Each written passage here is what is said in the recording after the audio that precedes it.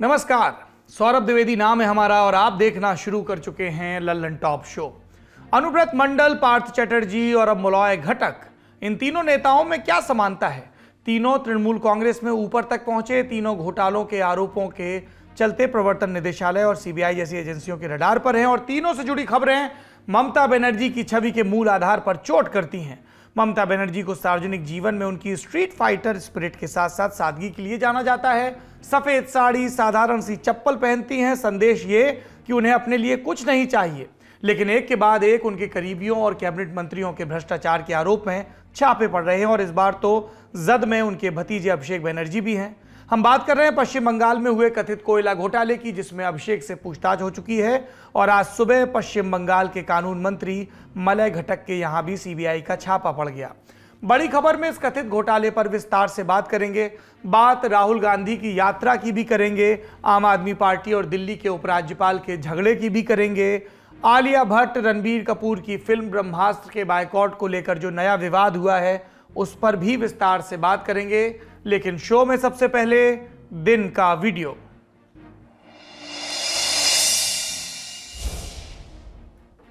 Hello, we are back once again with some more information. Firstly, we are on our way to Ujjain Mahakaleshwar Temple.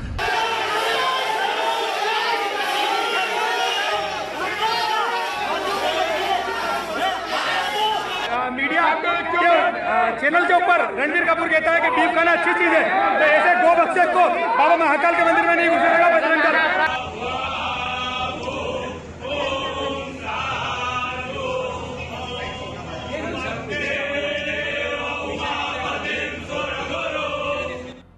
ये जो clips आपने देखी उनकी आज बड़ी चर्चा है। 6 सितंबर को आलिया भट्ट ने अपने इंस्टाग्राम अकाउंट पर एक वीडियो शेयर किया। वीडियो में आलिया के अलावा उनके पति रणबीर कपूर और डायरेक्टर अयान मुखर्जी भी दिखाई दे रहे हैं।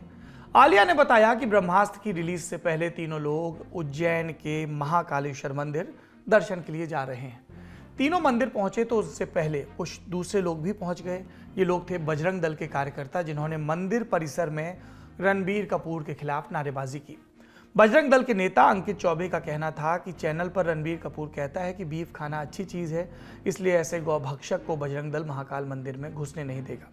विरोध प्रदर्शन के दौरान पुलिस और बजरंग दल कार्यकर्ताओं की भिड़ंत हो गई और इस दौरान पुलिस द्वारा एक कार्यकर्ता को पीटने की तस्वीरें भी सामने आई। दरअसल कुछ दिन पहले रणबीर का एक निजी चैनल को दिया इंटरव्यू वायरल हुआ था। इस इंटरव्यू में रणबीर से पूछा गया था कि आपका पसंदीदा नॉन वेजिटेरियन फूड क्या है, और उन्होंने जवाब दिया था बीफ। इंटरव्यू वायरल होने के बाद रणबीर को सोशल मीडिया पर विरोध का सामना करना पड़ा था और फिर सोशल मीडिया से शुरू हुआ विरोध कल उज्जैन के महाकाल मंदिर तक पहुंच गया।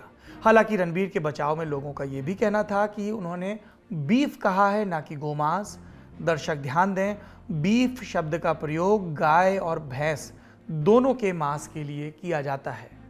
विरोध के बाद रणबीर कपूर और आलिया भट्ट तो महाकाल मंदिर में पूजा किए बिना ही लौट गए, ऐसी खबरें हैं।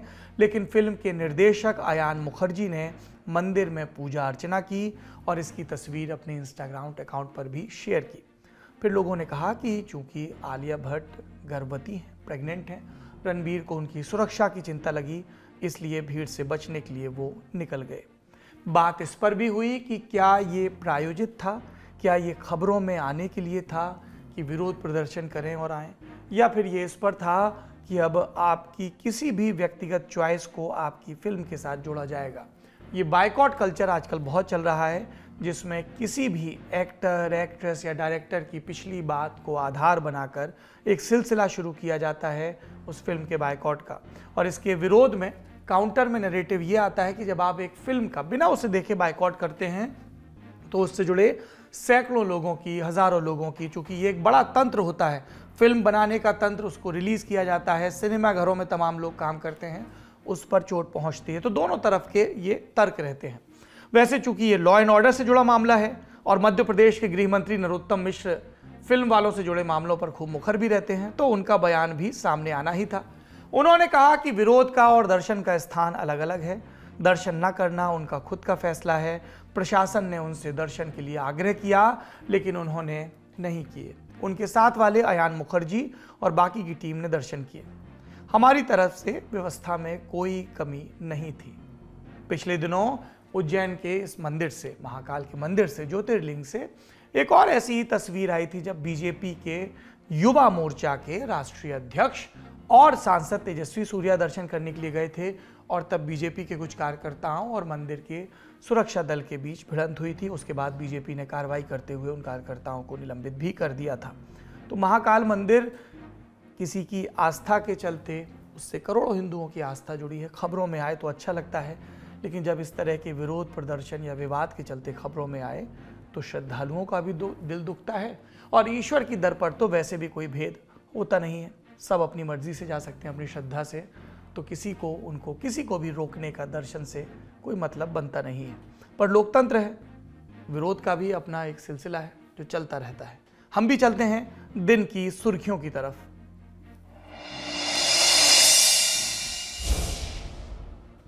आप भाई साहब और बहन जी अगर हमसे ईमानदारी से पूछें तो ये आज की सबसे महत्वपूर्ण खबर है और इस खबर का सीधे मेरी जिंदगी पर भी असर है और आप में से भी ज़्यादातर की ज़िंदगी पर असर होगा। और सिर्फ असर नहीं है, अमल भी शुरू हो चुका है। अगर आप 4 पहिया गाड़ी चलाते हैं या उसमें सफ़र करते हैं तो ये सुर्खी जीवन और बटुए की सुरक्षा से जुड़ी है। चालान के डर से ही सही कार की आगे वाली सीट पर बैठे लोग सीट बेल्ट लगा देते हैं, खासतौर पर शहरी इलाकों में। अनफॉर्चुनेटली, दुर्भाग्यवश ग्रामीण इलाकों में ये जागरूकता नहीं दिखती है। लेकिन अब कार की पिछली सीट पर बैठे पैसेंजर को भी सीट बेल्ट लगानी होगी। ऐसा नहीं करने पर जुर्माना लगाया जाएगा। ये ऐलान केंद्रीय सड़क एवं परिवहन मंत्री नितिन गडकरी ने खुद किया। 6 सितंबर के दिन यूएस इंडिया बिजनेस काउंसिल के कार्यक्रम इंडिया आइडिया समिट में बोलते हुए गडकरी ने कहा, साइरस मिस्त्री के साथ हुई घटना के चलते हमने फैसला लिया है कि सभी कारों में पीछे बैठने वाले लोगों के लिए भी सीट बेल्ट के लिए अलार्म लगाए जाएं। अगले कुछ दिनों में आदेश जारी कर दिया जाएगा। ड्राफ्ट नोटिफिकेशन में सभी नई गाड़ियों में इस फीचर को अनिवार्य बनाने का प्रस्ताव है। दर्शक जानते हैं 4 सितंबर को साइरस मिस्त्री का सड़क हादसे में निधन हो गया। कार की पिछली सीट पर बैठे थे और उन्होंने सीट बेल्ट नहीं लगाई थी। इसके बाद से अंदाजा लगाया जा रहा था कि सरकार सड़क सुरक्षा पर नियम और कड़े कर सकती है और अब ऐसा हो भी गया। रोड सेफ्टी पर चर्चा करते हुए नितिन गडकरी ने एयरबैग्स पर भी अपनी बात रखी। उन्होंने कहा, सरकार का लक्ष्य है कि अक्टूबर के बाद बनने वाली 8 सीटर कारों में कम से कम 6 एयरबैग लगाए जाएं। अगर यात्री सीट बेल्ट लगाएं तो एयरबैग ज्यादा प्रभावी साबित होते हैं। अब तक एयरबैग्स को लेकर कार निर्माता कंपनियां भारत में क्या खेल करती हैं, इस बारे में इंडिया टुडे ग्रुप से बातचीत में नितिन गडकरी ने क्या बताया था, सुनिए। ये सेम कंपनी जब अपनी कार एक्सपोर्ट करती है इंडिया से तब 6 एयरबैग लगाती है और हमारे यहाँ तैयार करती तो 4 लगाती है। क्या हमारे गरीब लोगों की जान की कोई कीमत नहीं है? ये मैं उनके आर्गुमेंट से मैंने आपको एक अच्छी बात बता रहा हूँ। ये एयरबैग्स की टेक्नोलॉजी में जो मैन्युफैक्चरर है उनको मैंने बुलाया और पहले मुझे पता चला कि इससे कॉस्ट कितनी बढ़ती है। कितनी बढ़ती है? कुछ नहीं एक्चुअली अगर वो नंबर बढ़ेगा तो ये 4 से जो है ये एक एयरबैग की कीमत 900 रुपए के अंदर आएगी बस। हाँ, मैं तो पढ़ा था 50-60 हजार रुपए बढ़ जाएगी। नहीं, ये कुछ नहीं ज्यादा। जब नंबर बढ़ जाता है वो कम हो जाएगी। नितिन गडकरी नरेंद्र मोदी मंत्रिपरिषद के ऐसे टेक्नोक्रेट मंत्री माने जाते हैं जो ये दावा करते हैं कि जब मैं कोई दावा करता हूं तो पूरी गुणा गणित के साथ करता हूं। बात एक और है, वो ये कि क्या सरकार और जुर्माने के डर से ही आप सीट बेल्ट लगाएंगे या हेलमेट पहनेंगे? क्या आप उस अनहोनी वाले इत्तेफाक का इंतज़ार कर रहे हैं या आप अपने और अपनों की सुरक्षा के प्रति चिंतित हैं? मैंने पीछे गाड़ी में बैठते हुए सीट बेल्ट लगानी शुरू कर दी है और दोपहिया पर भी जब बैठूंगा तो हेलमेट ज़रूर पहनूंगा और अपने सहकर्मियों को भी, परिवारजनों को इसके लिए प्रेरित करूंगा। ये जिम्मेदारी आपको भी निभानी है, इसीलिए मैं कह रहा था ये सबसे ज़रूरी खबर है। बहरहाल आगे बढ़ते हैं। अगली सुर्खी आम आदमी पार्टी और दिल्ली के उपराज्यपाल वीके सक्सेना के बीच चल रही अदावत से जुड़ी है। अब तक आरोप प्रत्यारोप चल रहे थे, अब कागज फाड़े जा रहे हैं। आम आदमी पार्टी के राज्यसभा सांसद संजय सिंह ने एलजी के लीगल नोटिस की कॉपी को बीच प्रेस कॉन्फ्रेंस फाड़ दिया। दरअसल दिल्ली के एलजी वीके सक्सेना ने 5 सितंबर को संजय सिंह समेत आम आदमी पार्टी के 5 नेताओं को नोटिस भेजा था। एलजी के मुताबिक इन नेताओं ने भ्रष्टाचार के झूठे आरोप और अपमानजनक नारे लगाए। एलजी ने यह दावा भी किया था कि उनकी छवि खराब करने के लिए फेक न्यूज़ फैलाई गई। इस बाबत भेजे नोटिस में एलजी ने आप नेताओं से 48 घंटे में जवाब देने को कहा था। जवाब की जगह संजय सिंह ने क्या किया, हमने आपको बता दिया। अब सुनिए कि उन्होंने कहा क्या। ये नोटिस भेज रहा है वीके सक्सेना को मैं कहना चाहता हूं, भारत का संविधान मुझे सच बोलने का अधिकार देता है। देश के सर्वोच्च सदन का सदस्य होने के नाते मुझे सच बोलने का अधिकार है। किसी चोर भ्रष्ट व्यक्ति के नोटिस भेजने से मैं रुकने और डरने वाला नहीं हूं, और ऐसी नोटिसेस को 10 बार फाड़ के मैं फेंकता हूं। ऐसी नोटिसेस को 10 बार फाड़ के मैं फेंकता हूं। तुम अगर ये सोचते हो कि तुम भ्रष्टाचार करोगे, लूट करोगे और तुम्हारे इन भ्रष्टाचारों को इन नोटिसों के नीचे दबा लोगे, ये संभव नहीं है। संजय सिंह ने प्रेस कॉन्फ्रेंस में ये दावा भी किया कि एलजी वीके सक्सेना ने खादी एवं ग्रामोद्योग आयोग यानी केवीआईसी के अध्यक्ष रहते हुए करोड़ों रुपए का घोटाला किया है। सांसद ने कहा कि एलजी को बर्खास्त कर गिरफ्तार किया जाए और मामले की जांच सीबीआई और ईडी से कराई जाए। इस मामले पर बीजेपी की ओर से भी रिएक्शन आई है, सुनिए। आम आदमी पार्टी फ्रस्ट्रेशन में तो है, बौखलाई तो है, इसलिए वो गाली भी दे रही है, प्रश्नों का जवाब न देके डाइवर्ट भी कर रही है। लेकिन नोटिस फाड़ करके जो मूर्खता का परिचय दिया है, एगो नोटिस फाड़ने से नोटिस खत्म हो जाएगा। बीजेपी इस कृत्य की निंदा करती है और ये मांग करती है कि ऐसे लोगों को संवैधानिक पदों पे बैठे हुए व्यक्तियों का अपमान करने के लिए इनके लिए इन पे ये भी एक केस चलना चाहिए, इनके लिए इनको सजा मिलनी चाहिए, अदरवाइज ये देश अराजक हो जाएगा। प्रेस कॉन्फ्रेंस में नोटिस फटा तो लोगों ने 2013 के साल को याद किया जब राहुल गांधी ने अपनी ही सरकार के अध्यादेश की कॉपी का जिक्र किया था और सामने रखे कागज को फाड़ दिया था। इस तरह की बात चलती है। उन्होंने कहा था कि मेरे ख्याल से अध्यादेश का इस तरह का हाल होना चाहिए। बाद में ये मिथ चल पड़ा कि राहुल गांधी ने अध्यादेश की कॉपी फाड़ दी, पर फिर भी उनसे सवाल ये पूछा गया कि उनकी ही पार्टी की सरकार, उन्हीं के पार्टी के नेता मनमोहन सिंह के नेतृत्व में कैबिनेट का फैसला, मनमोहन सिंह देश में नहीं थे, अमेरिका के दौरे पर थे, वॉशिंगटन डीसी में थे और उनके पीछे उनकी ही पार्टी के सांसद ने, राष्ट्रीय उपाध्यक्ष ने कैबिनेट के फैसले की यूं खिल्ली उड़ाई। उस अध्यादेश में क्या था? चुनावों में दागदार नेताओं को लड़ने की छूट मिल जाती और तब राहुल गांधी की इस हरकत पर काफी बवाल भी मचा था। वैसे वीके सक्सेना के खेमे से भी सफाई आई थी, जिसमें उन्होंने कहा था कि आम आदमी पार्टी ने जो आरोप लगाए हैं उनके ऊपर या उनकी पुत्री के ऊपर स्टूडियो की डिजाइनिंग से जुड़े हुए, वो सब बेबुनियाद हैं और जिस पैसे को कोट किया गया है वो भी गलत है। तो दोनों ही तरफ से आरोप प्रत्यारोप चल रहे हैं। अगली सुर्खी, कन्याकुमारी से कश्मीर तक जाने वाली राहुल गांधी की भारत जोड़ो यात्रा आज से शुरू हो गई। 5 महीने की ये पदयात्रा 12 राज्यों से गुजरते हुए 3570 किलोमीटर लंबा रास्ता तय करेगी। इस मौके पर कांग्रेस शासित राज्यों के मुख्यमंत्री यानी भूपेश बघेल और अशोक गहलोत समेत कई नेता कन्याकुमारी में मौजूद रहे। राहुल गांधी और 120 चुनिंदा कार्यकर्ता अगले 150 दिन में कश्मीर तक जाएंगे। इस पूरी यात्रा में राहुल और कांग्रेस नेता कार्यकर्ता कंटेनर, मतलब ये एक आवासीय तरीका बनाया गया है, उसमें रहने वाले हैं। इन कंटेनर्स के अंदर सोने के लिए बेड और टॉयलेट वगैरह का इंतजाम है। कुछ कंटेनर्स में एसी भी लगे हैं। यात्रा शुरू करने से पहले राहुल गांधी श्री पेरम्बदूर में उस जगह पर गए जहां उनके पिता और देश के पूर्व प्रधानमंत्री राजीव गांधी की हत्या हुई थी। श्रद्धांजलि के बाद कन्याकुमारी में हुए कार्यक्रम में तमिलनाडु के मुख्यमंत्री MK स्टालिन ने राहुल गांधी के हाथों में राष्ट्र ध्वज दिया और इसके बाद यात्रा शुरू हुई। इस मौके पर राहुल ने अंग्रेजी में कहा, हमारा राष्ट्र ध्वज सभी धर्मों और संस्कृतियों के लोगों की साझा मेहनत का फल है। ध्वज लोगों को अपनी पसंद का धर्म पालने की इजाजत देता है, लेकिन आज इस ध्वज पर हमला हो रहा है। राहुल गांधी की भारत जोड़ो यात्रा पर बीजेपी भी हमलावर है। हमले की शुरुआत असम के मुख्यमंत्री, पूर्व कांग्रेस नेता और मौजूदा बीजेपी नेता हिमंता बिस्व शर्मा ने की। 20 साल से भी ज्यादा समय तक वो राहुल गांधी वाली पार्टी में रहे, अब भाजपा में है, पूर्वोत्तर के सबसे कद्दावर नेताओं में है। उन्होंने राहुल गांधी को भारत जोड़ो यात्रा किसी दूसरे मुल्क से शुरू करने की नसीहत दी। वो मुल्क कौन सा है, खुद हिमंता से सुनिए। कांग्रेस का समय में तो भारत 2 टुकड़ा हो ही गया था। अभी भारत जोड़ने के लिए तो कांग्रेस को पाकिस्तान जाना है। वही है, भारत तो डिवाइड हो गया 1947 में। अगर भारत जोड़ो यात्रा करना है तो राहुल गांधी को यह यात्रा पाकिस्तान में करना सही है। भारत में यात्रा करने से क्या फायदा होगा? भारत तो जुड़ा हुआ है, खंडित क्या हुआ? पाकिस्तान ही खंडित हुआ। तो इसीलिए मैं राहुल गांधी को सलाह देता हूं कि भारत जोड़ो कार्यक्रम आप पाकिस्तान में लेके जाइए। दो बातें हैं, अगर 1947 का पैरामीटर है तब तो फिर बांग्लादेश का भी जिक्र होना चाहिए, लेकिन बांग्लादेश और भारत के बहुत अच्छे ताल्लुकात हैं।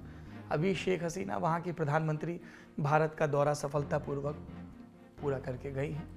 दूसरी बात यह है, आपने गौर किया जब भी राहुल गांधी एक तरफ से मोर्चा लेते हैं बीजेपी की तरफ से, तो बीजेपी की तरफ से अनिवार्य रूप से या तो स्मृति ईरानी को डेप्यूट किया जाता है या फिर हिमंत बिस्व शर्मा को। वजह बहुत ऑब्वियस है, बहुत स्वाभाविक है। स्मृति ईरानी ने अमेठी की लोकसभा सीट से राहुल गांधी को हराया और हिमंत बिस्व शर्मा लंबे समय तक कांग्रेस में रहे।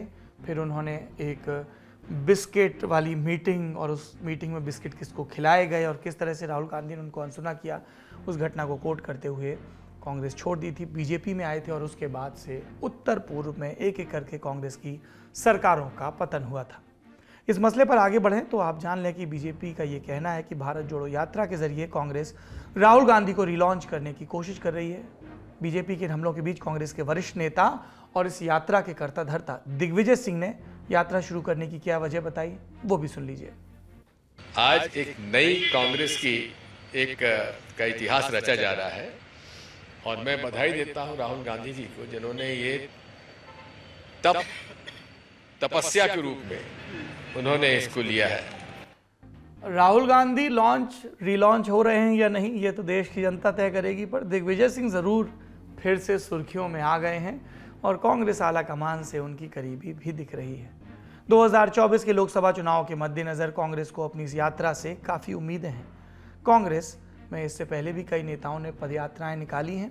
इसमें एक खास यात्रा कांग्रेस के पूर्व सांसद दिवंगत सुनील दत्त ने निकाली थी। उनकी पदयात्रा की बहुत मिसाल दी जाती है। कांग्रेस की राजनीति से जुड़े मनमोहन सिंह कैबिनेट में खेल मंत्री रहे।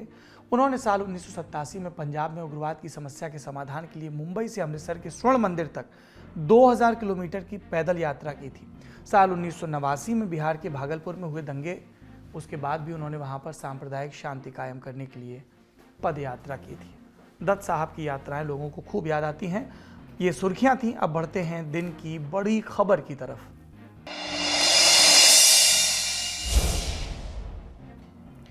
आज सुबह सुबह सीबीआई की एक टीम ने पश्चिम बंगाल के कानून और श्रम मंत्री मलय घटक के घर छापेमारी की। बांग्ला से हिंदी की तरफ आते हुए मंत्री जी को मलय घटक भी कहा जा सकता है। सुबह सुबह जब कोलकाता से 6 अफसरों की टीम मलय घटक के आसनसोल में स्थित आवास पर पहुंची तो वहां पहले से ही सीआरपीएफ के जवानों को तैनात कर दिया गया था। खबर है कि आसनसोल के अलावा सीबीआई ने कोलकाता में भी 5 ठिकानों पर छापेमारी की। समाचार एजेंसी पीटीआई से बातचीत में सीबीआई के एक अधिकारी ने बताया कि मलय का नाम कोयला तस्करी मामले में आया है। ऐसे में उनके लिए ये जानना जरूरी है कि आखिर उनकी इस मामले में क्या भूमिका रही। आगे अधिकारी ने बताया कि उनके पास घटक के खिलाफ पर्याप्त सबूत है। जिस वक्त छापेमारी हो रही थी उस वक्त मंत्री मलय घर में मौजूद नहीं थे। इसके बाद सीबीआई ने मलय की पत्नी और उनके परिजनों से भी पूछताछ की। सूत्रों ने दावा किया कि इससे पहले जांच एजेंसी ने मलय को कई बार नोटिस भेजा था, लेकिन वो पूछताछ के लिए पेश नहीं हुए और फिर आज सीबीआई ने छापा मार दिया। जैसा कि हमने आपको शुरुआत में बताया, हाल ही में स्कूलों में शिक्षक भर्ती घोटाले में ईडी ने ममता के मंत्री पार्थ चैटर्जी को गिरफ्तार किया था। फिर बीरभूम के दादा केष्टो उर्फ अनुव्रत मंडल भी सीबीआई के लपेटे में आए। लेकिन आज वाला मामला इसलिए अलग है क्योंकि कथित कोयला घोटाले में बात ममता के करीबियों तक सीमित नहीं, परिवार तक भी पहुंच गई। आइए इस पूरी कहानी को शुरुआत से समझते हैं। पश्चिम बंगाल के आसनसोल के पास कुनुस तोरिया और कजोरा इलाके में ईस्टर्न कोल फील्ड्स लिमिटेड को कोयले की खदानें लीज पर दी गई थी। इन्हीं खदानों को लेकर ईसीएल यानी ईस्टर्न कोल फील्ड्स पर आरोप लगा कि कंपनी के कई अफसरों, सीआईएसएफ और रेलवे के अधिकारियों की मिलीभगत से 1000 करोड़ रुपए से ज्यादा के कोयले की काला बाजारी की गई थी। इसको लेकर साल 2020 के मई महीने में ईसीएल की कई खदानों पर टास्क फोर्स की रेड की गई। रेड के दौरान अवैध खनन और स्मगलिंग को लेकर कुछ पुख्ता सबूत टास्क फोर्स के हाथ लगे। इसके बाद 2020 में नवंबर के महीने में सीबीआई ने मामले में ईसीएल, अनूप माझी उर्फ लाला और रेलवे के अज्ञात अधिकारियों के खिलाफ एफआईआर दर्ज की थी। एफआईआर में अनूप माझी को इस स्मगलिंग नेटवर्क का मुख्य आरोपी बताया गया था। सीबीआई की एफआईआर के आधार पर ईडी ने prevention of money laundering act 2002 के तहत मामला दर्ज किया था। इस घोटाले का मोडस ऑपरेंडी क्या था, हमने जाना इंडिया टुडे आज तक के डेप्यूटी एडिटर अनुपम से, जो आज कोलकाता में इस खबर को कवर भी कर रहे थे। सुनिए। आसनसोल और वो जो बेल्ट है उस वहां पर कोयला चोरी का जो मुख्य आरोप है, कोयला चोरी, जो अवैध तरीके से कोयला निकालकर उसको बेचना। ये अगर हम एकदम देसी भाषा में कहे तो यही बात है। अब वो जो एफआईआर शुरू हुई उसमें दो पहलू थे। एक था आपराधिक साजिश। आपराधिक साजिश जो है उसकी जांच सीबीआई कर रही है, लेकिन जो दूसरा पहलू है मनी लॉन्ड्रिंग या रुपयों के लेन देन की बात है, उसकी जांच ईडी कर रही है। तो ईडी रुपयों के लेन देन की बात कर रही है, और मोडस ऑपरेंडी किस तरह से चालू हुआ, कौन कौन इसमें शामिल रहा, और आपराधिक साजिश किस तरह से रची गई, उसकी पूरी तरह से जांच सीबीआई कर रही है। अब इस मामले में अगर हम देखें तो जो कोल बेल्ट का एरिया है, खासतौर पर ईस्टर्न कोलफील्ड की जो माइंस है वहां से अवैध रूप से कोयला चोरी करने का बहुत सालों से आरोप रहा है। मतलब सालों से, मतलब हम शायद बचपन से ये सुनते आ रहे हैं कि जो कोयला वहां पर निकलता है, एक तो वैध रूप से निकल रहा है जो कोयला की खाने हैं, दूसरा वहां के जो स्थानीय लोग हैं वो लोग अवैध रूप से चोरी करके निकाल कर बेच रहे हैं। तो ये अवैध रूप से जो चोरी करके निकालने का मामला है, इसी को ही सीबीआई पूरी तरह से जांच कर रही है। और जो मुख्य आरोप ये है कि ये एक बहुत बड़ा संगठित मतलब गिरोह था, उसकी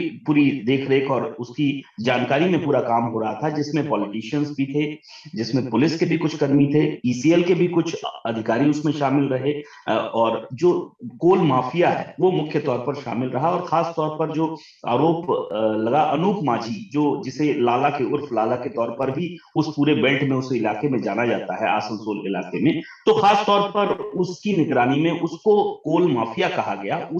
वो कई सालों से ये काम करता रहा। अब इसमें राजनीतिक संरक्षण उसको मिला, इसी के जरिए वो यहाँ से कोयला निकालकर अवैध रूप से बाहर दूसरी जगहों पर, दूसरे इलाकों में बेचता रहा, और ये करके उसने काफी रुपए कमाए। और खासतौर पर देखिए, आधिकारिक तौर पर तो ईडी या सीबीआई ने कुछ भी नहीं कहा है, लेकिन जो सूत्रों के हवाले से खबर है कि लगभग 1000 से 1300 करोड़ के आसपास का ये पूरा घोटाला है, जिसकी छानबीन, जिसकी जांच सीबीआई और ईडी दोनों कर रही हैं। किसी भी राज्य में अगर कोई भी माफिया सक्रिय है और राज्य का सुरक्षा तंत्र अगर उसके खिलाफ आक्रामक होकर कार्रवाई नहीं कर रहा है, तो निष्कर्ष एक ही निकालते हैं राजनीतिक विश्लेषक कि संरक्षण प्राप्त है, इसीलिए सब कुछ स्मूथली चल रहा है। लौटते हैं सीबीआई की कार्रवाई पर। एफआईआर दर्ज करने के बाद 28 नवंबर 2020 को सीबीआई ने पश्चिम बंगाल में 40 से ज्यादा ठिकानों पर छापेमारी की। इस छापेमारी की चपेट में टीएमसी सांसद और ममता बनर्जी के भतीजे अभिषेक बनर्जी के करीबी विनय मिश्र भी आए। इसके बाद विनय मिश्र को सीबीआई ने बार बार तलब किया, लेकिन वो एजेंसी के सामने प्रस्तुत नहीं हुए। फिर लुकआउट नोटिस जारी करना पड़ा। जैसा अनुपम ने बताया, विनय फरार हैं, लेकिन ईडी ने विनय के भाई विकास मिश्र को गिरफ्तार कर लिया और यहीं से बात अभिषेक बनर्जी तक पहुंचती है। सीबीआई ने जब संदिग्धों के बयान लिए तो इन बयानों में अभिषेक बनर्जी की पत्नी रुजिरा नरूला बनर्जी का नाम भी सामने आया था। फिर सीबीआई ने रुजिरा बनर्जी और उनकी बहन मेनका गंभीर को नोटिस भेजा था। रुजिरा की firm leaps and bounds management services LLP संदेह के घेरे में थी और इसमें कुछ लेन देन की बात सामने आई थी। इसी साल जुलाई के महीने में सीबीआई ने मामले में पहली चार्जशीट दायर की थी। चार्जशीट में घोटाले के कथित मास्टरमाइंड अनूप माझी उर्फ लाला, टीएमसी के पूर्व नेता विनय मिश्र और ईस्टर्न कोलफील्ड लिमिटेड के 8 कर्मचारियों समेत कुल 41 लोगों का नाम शामिल था। आज छापेमारी से पहले इसी महीने की 2 तारीख को ईडी ने तीसरी बार अभिषेक बनर्जी से कोयला घोटाले को लेकर पूछताछ की थी। कुल 8 घंटे की पूछताछ के बाद अभिषेक का कहना था कि अगर कोई अवैध लेन देन की बात साबित कर दे तो मैं फांसी पर लटकने के लिए तैयार हूं। उन्होंने ईडी की कार्रवाई को केंद्रीय मंत्री अमित शाह से जोड़कर इसे भाजपा की बदले की राजनीति बताया। वहीं दूसरी तरफ भाजपा ने अभिषेक बनर्जी के आरोपों को निराधार बताया। एजेंसियों से जुड़े सूत्रों का दावा है कि इस घोटाले से 1000 से 1300 करोड़ के बीच रकम पैदा हुई। इस तरह का काला धन अक्सर किसी दूसरी जगह इस्तेमाल होता है, मिसाल के लिए कंस्ट्रक्शन या राजनीति। कभी कभी विदेश में खोले गए खातों में भी ट्रांसफर किया जाता है। कोयला घोटाले से पैदा हुए कथित पैसे का क्या हुआ, इस पर भी सुनिए अनुपम ने क्या बताया। जी देखिए, ईडी सूत्रों के हवाले से जो कहा जा रहा है, और खासतौर पर अनूप माझी उर्फ लाला का सबसे पहले नाम आया, उसके बाद विनय मिश्र का नाम आया। विनय मिश्र यानी जो टीएमसी के बहुत करीबी एक समय थे और अभिषेक बनर्जी के खासतौर पर करीबी बताए गए हैं। तो जो विनय मिश्र हैं वो इस वक्त गायब हैं, वो विदेश में फरार हैं और उनकी तलाश में लॉकआउट नोटिस भी जारी किया गया है, लेकिन उनके भाई को ईडी ने गिरफ्तार किया था और उनसे पूछताछ की गई। तो खास तौर पर जो कोयला घोटाले का जो रुपया है वो सूत्रों के हवाले से कहा जा रहा है कि वो विदेश में टीएमसी के कुछ नेताओं के फंड में गया, अकाउंट में गया।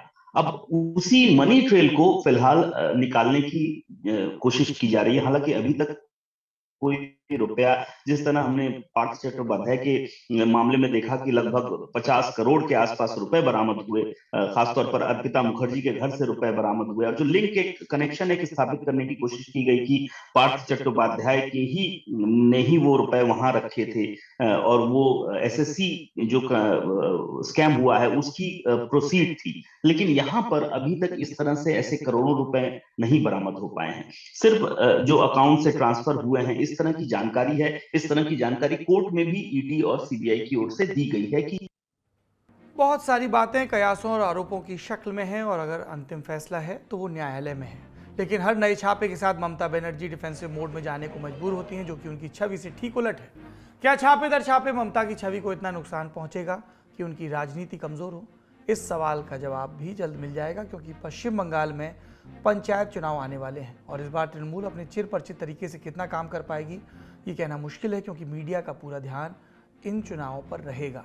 जैसा कि अनुव्रत मंडल ने कभी कहा था, खेला होबे, बस इस बार उस खेल के नियम कुछ बदले बदले हो सकते हैं। बंगाल की जनता को भी ये चिंता करनी है कि क्या उनके यहाँ लोकतांत्रिक प्रक्रिया जो बिल्कुल ग्रास रूट के लेवल पर होती है पंचायत की, वो निष्पक्ष संपन्न हो पाती है।